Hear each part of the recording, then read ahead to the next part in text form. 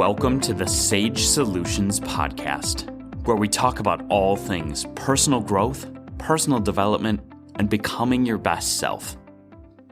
My name is David Sage, and I am a self-worth and confidence coach with Sage Coaching Solutions. This episode is actually our 40th episode, so I decided to do something a little bit different.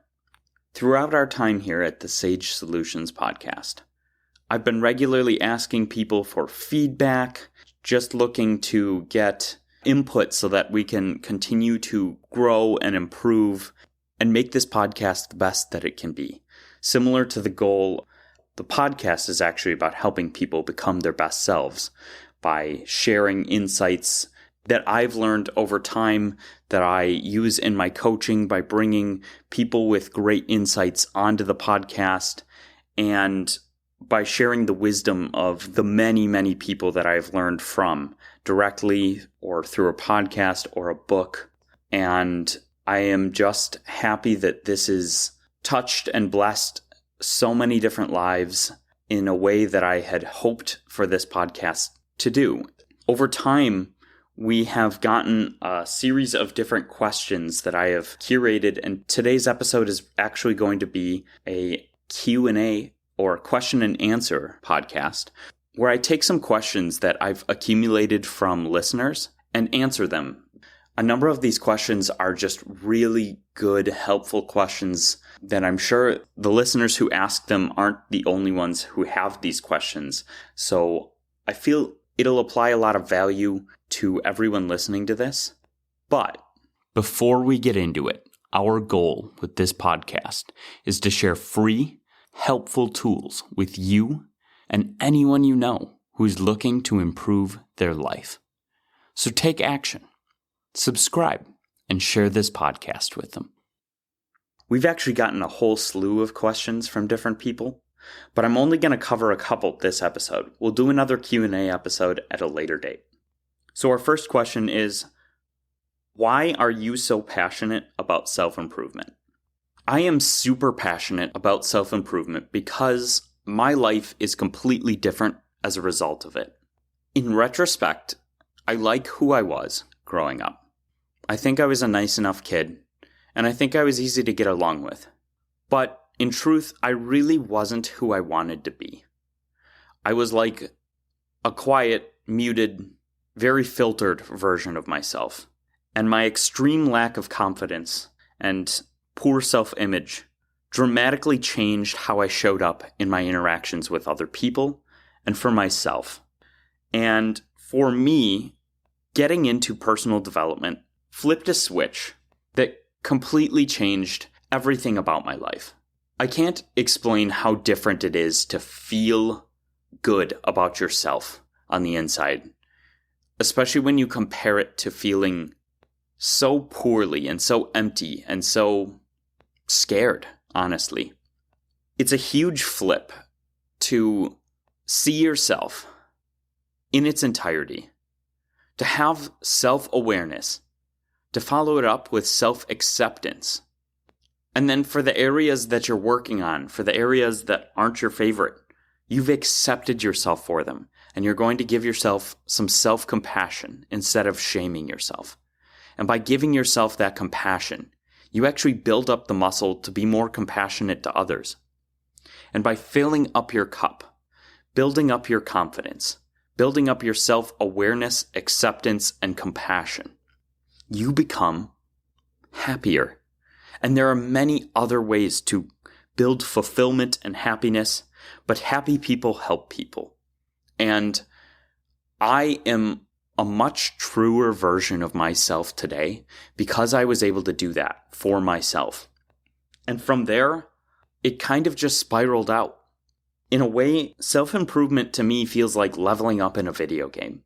If you've ever played an RPG or a role-playing game, anything from Dungeons and Dragons, Baldur's Gate 3, to you name it, there's a million of them. But a game where you over time, build your character. You level up, you grow, you get new skills, you get stronger, you find new synergies. That's how self-improvement feels to me. The willingness to accept yourself for who you are and where you're at. to use shades of gray and not take things too far, and to give yourself compassion for not being perfect, are the counterbalances that allow me to fully embrace self-improvement.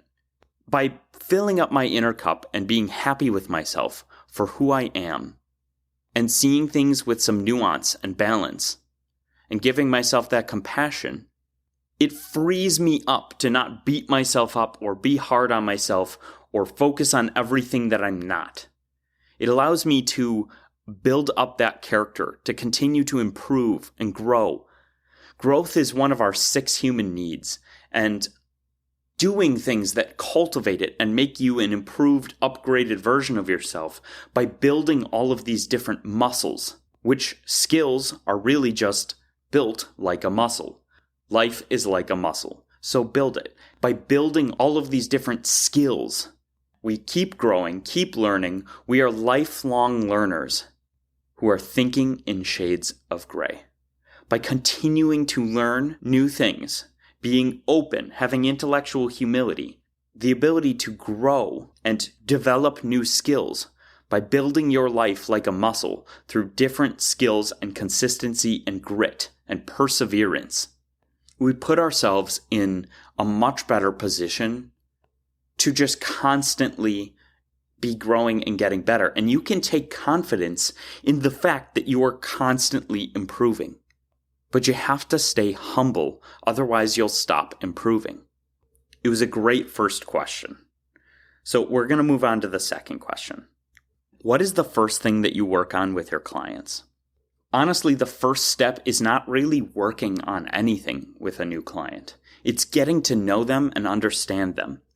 I take time to sit down and have a full conversation, asking as many questions as possible to just get information out of them.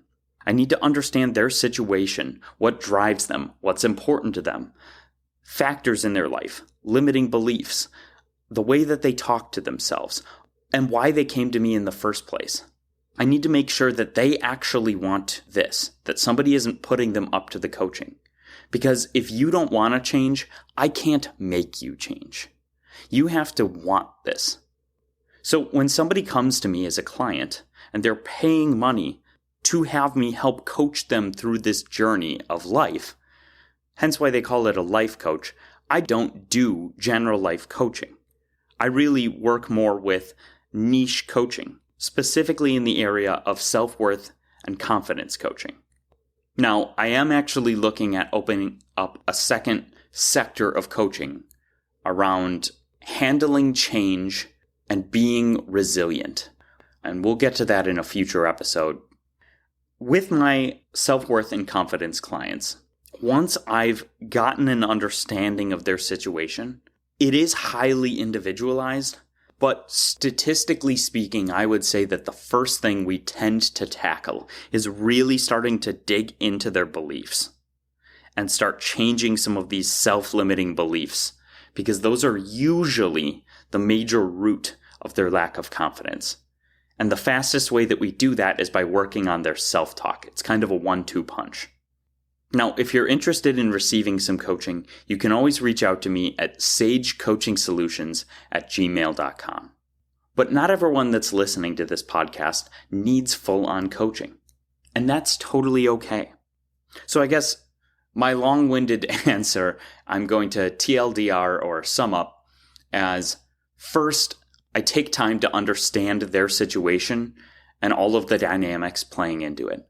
Then we typically dig into self-limiting beliefs and the way that they talk to themselves and move on from there. Our third question from one of our listeners: what book are you reading right now? That's actually a great question. I am often, to be honest with you, I don't read a lot of physical books. I do occasionally read physical books, but for me and my ADHD, I tend to find that audiobooks work much, much better for me. So I listen to a lot of books, like a lot. I'm currently in the middle of a series of different audiobooks, but the physical book that I'm reading right now is called Language in Thought and Action. And it talks about the way that language shapes almost every aspect of our lives. In the way that we talk to ourselves, in the way that we talk to others, in the functions of language throughout time, both historically and how using different language or different tonality conveys different messages, and how we can look at things and use language to bias things one way or another. I've just found the book really interesting for understanding language and all of its functions better, because I think there's some broad sweeping things that come from that. I'm also listening to Sapiens by Yuval Noah Harari, which details sort of the entire history of humankind, well, at least Homo sapiens, which is what we are. And that has been very fascinating for similar reasons to language in thought and action, because it really breaks down how we became who we are from a historical standpoint, also helping me understand just humans as a species better, which I have been gaining insights that I think will help in my coaching, will help for this podcast, and I just find it interesting. And then actually the last one that I've been listening to is Tools of Titans by Tim Ferriss. To make a long story short, basically in this book, throughout all of Tim Ferriss's time being the incredibly diversely talented Tim Ferriss, for anyone that doesn't know, he is kind of like the antithesis of jack of all trades, master of none. He's sort of jack of all trades, top 3% for almost all of them. But basically, he's had a very, very successful podcast called The Tim Ferriss Show for a long time. And throughout all of his self-experimentation and networking that he's done over time, both through the podcast and not for the podcast, for a series of different books and so on, he took notes from these conversations and distilled it down into the most important, I guess, tools or advice that he got from these different individuals who are extraordinary in their own right, and boiled it down into this pretty impressive book called Tools for Titans, where it's in short little chapters that detail the best things he learned from each person. So yeah, those are the books that the books that I'm primarily focusing on right now. All right, I'm going to move on to our final question for today, and this is a really good one. How do I get my spouse/significant other excited about self-improvement? My quick answer is you don't. Because if you try and push personal development on other people, it's generally a pretty big turnoff. Some people take it as you think there's something wrong with them. Some people just think that you're being preachy and annoying. Look, I still could probably do a better job of this. But generally speaking, I try not to push personal development on other people because it would be incredibly annoying. It is something I'm incredibly passionate about, but I have friends that practically never even, and maybe I'm overselling this, but barely ever hear me talk about these things because it can be kind of grating. And if somebody's not in the right headspace, you're not actually changing it. It's like I said earlier, I won't take a non-willing client. I won't take a client that somebody else is paying for and they don't really want to be there. I'm not going to waste their time like that because they don't want to change. They're not going to change. It's the same here. If somebody isn't open to personal development, you're not going to purposely open them to it and push it on them and have them change.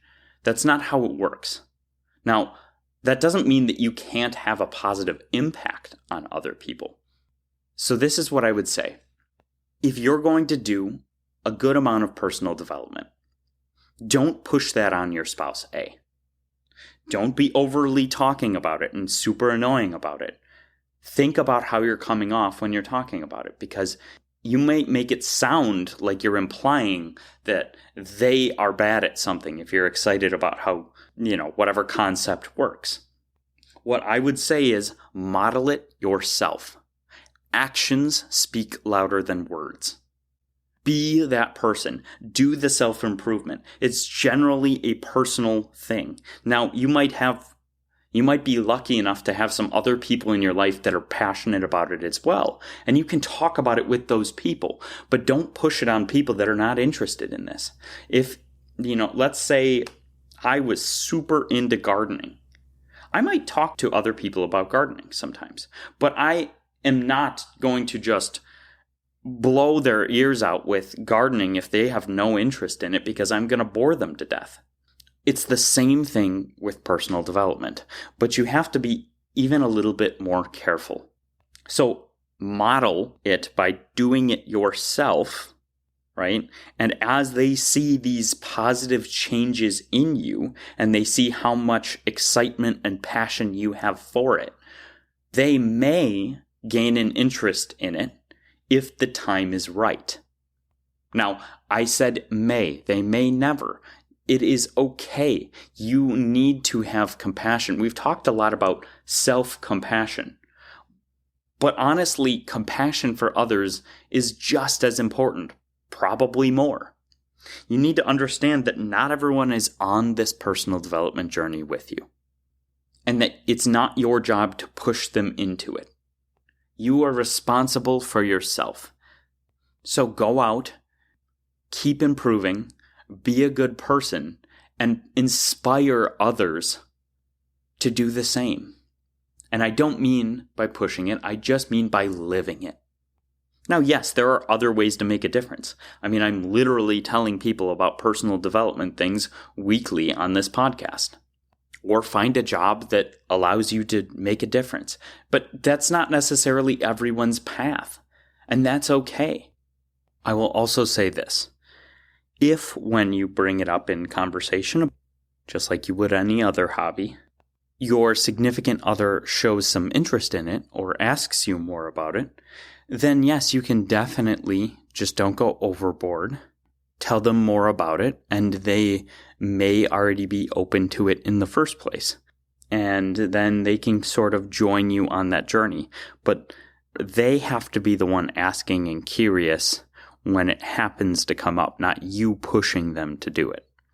And then, of course, there's also the situation which I have, where I am lucky enough to have my wife, Hannah, be interested in this field to a lesser degree than me, but still interested in having read a number of books on personal development before we even met. And I didn't necessarily push it that much or anything. I would just say that Hannah already had an interest in it, and because it's such a big part of my life, has sort of upped her personal development through osmosis. And at least through some of the conversations, she said that some of the things I've done or talked about have inspired her as well. So I'm not just saying this without any personal experience surrounding it. This is kind of the way that it worked for me. So, once again, TLDR, to make a long story short, don't push this on your spouse. Live it and inspire them to join you if the time is right. You can talk to them about it just like you would any other hobby. But generally, if people feel like they're being influenced to do something, they're much less likely to do it. Well, that's all that we have for today. I hope that you found some value in my answers to these questions. And honestly, please keep sending these questions in. I really enjoyed this format. I think it's something that gets at the real life questions that you have so that I can answer them and provide these quote unquote sage solutions. So feel free to click the link down below in the description, no matter where you're listening, and leave us feedback, or go to our Facebook page and send a message with questions that you'd like answered. And remember, you are enough, and you deserve to fill up your inner cup with happiness, confidence, and self-compassion. Thank you for listening to the Sage Solutions podcast. Your time is valuable, and I'm so glad that you choose to learn and grow here with me. If you haven't already, don't forget to subscribe so you don't miss out on more sage advice.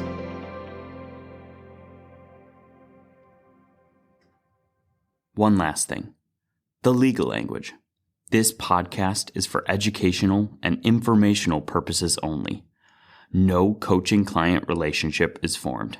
It is not intended as a substitute for the personalized advice of a physician, professional coach, psychotherapist, or other qualified professional.